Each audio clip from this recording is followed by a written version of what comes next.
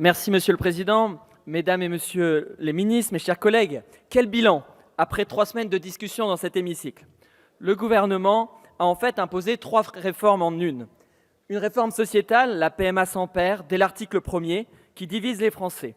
Les sondages varient selon l'angle de la question posée, du droit des femmes ou de l'intérêt des enfants. L'absence d'études a été soulignée par le CCNE et le Conseil d'État. Le principe de précaution n'a pas prévalu. Deuxièmement, une révolution soi-disant tranquille de la filiation, avec en fait une réécriture totale de l'article 4, 1 heure avant l'examen en commission, sans avis du Conseil d'État. Et surtout, une révision des lois de bioéthique dont l'essentiel des articles a été discuté en toute fin, en marche forcée, en raison d'un temps législatif programmé insuffisant. Dommage. Pour autant, point d'obstruction de notre part, mais une participation responsable au débat avec un objectif clair, l'intérêt supérieur de l'enfant et le respect de nos principes bioéthiques. Nous ne reviendrons pas sur le vote contesté de l'amendement 2023 le 25 septembre, alors que les avis de la Commission et de la ministre ont été mal annoncés, sans parler du décompte contestable des voix. Nous ne reviendrons pas sur le choix politique de financer l'AMP, sans raison pathologique, dans un contexte de déficit pour la sécurité sociale. Est-ce une priorité alors que nos ressources sont limitées? Nous ne reviendrons pas non plus sur ces amendements de la majorité, en particulier des rapporteurs, qui nous auraient fait franchir encore d'autres barrières éthiques si nous n'y étions pas opposés. Mais ces dérives éthiques évitées ne peuvent atténuer le bilan. La majorité a fait tomber un certain nombre de barrières éthiques, comme l'interdiction de produire des embryons transgéniques ou chimériques animal-homme, prévue à l'article 17. La majorité a prévu à l'article 15 la possibilité non seulement de créer des gamètes artificiels, mais aussi d'insérer des cellules embryonnaires humaines dans un embryon animal dans le but de son transfert chez la femelle. Avons-nous conscience des risques encourus? Le Conseil d'État avait pourtant alerté sur le risque de développer une conscience humaine chez l'animal.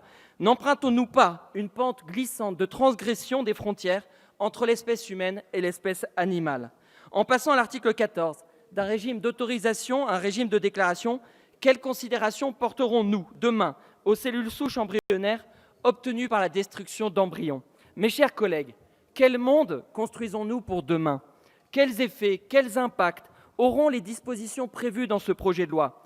Comment la relation médicale va-t-elle évoluer avec la suppression du critère pathologique? Est-ce que l'autoconservation des gamètes, envisagée à l'article 2, sans raison médicale, va inciter des femmes à reporter leur grossesse à un âge plus risqué pour leur santé et celle du fœtus? La pénurie de gamètes, générée par une hausse de la demande, avec l'accès élargi à l'AMP, et par une baisse de l'offre, avec la levée programmée de l'anonymat du donneur, ne va-t-elle pas accroître les risques de marchandisation? Le principe de gratuité va-t-il pouvoir résister?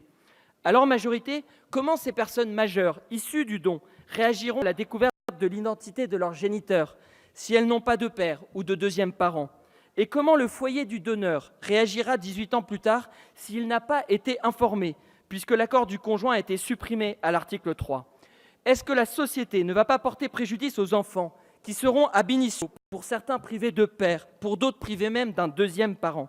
L'enfant n'a-t-il pas un droit à une double parentèle? Le législateur prend une grave responsabilité à long terme. En érigeant une filiation fondée sur le projet parental, d'une volonté fragile car versatile, en arguant d'une égalité de droit, comment refuser demain à un couple d'hommes ou à un homme seul l'accès à l'AMP? N'est-ce pas la voie inéluctable vers la GPA? Peut-être par une QPC renvoyée à la CEDH. Un seul article, le 11, sur l'intelligence artificielle. Et si les traitements de données massives étaient biaisés, qui sera responsable si une machine se trompe?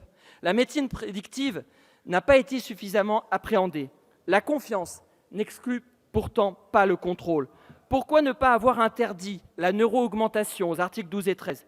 Il n'y a rien non plus pour mieux lutter contre le trafic d'organes. Enfin, il n'y a rien dans ce projet de loi pour davantage dissuader des Français qui réfléchiraient à louer à l'étranger le corps d'une femme pendant 9 mois afin de répondre à leur projet parental. Bien au contraire, le gouvernement leur annonce une circulaire pour leur faciliter leur démarche à leur retour. Quelle hypocrisie! En bioéthique, le « en même temps » n'est pas possible. Ce qui vaut, ce n'est pas la proclamation des principes, mais bien leur effectivité à l'avenir. Voici les nombreuses questions soulevées au fil des débats apaisés, qui n'ont pas reçu de réponse rassurante. Sur ce projet de loi qui touche à l'intime et aux convictions personnelles, les députés LR se prononceront chacun en conscience et auront une liberté absolue de vote. Pour ma part, je voterai contre. Merci, Monsieur Bazin.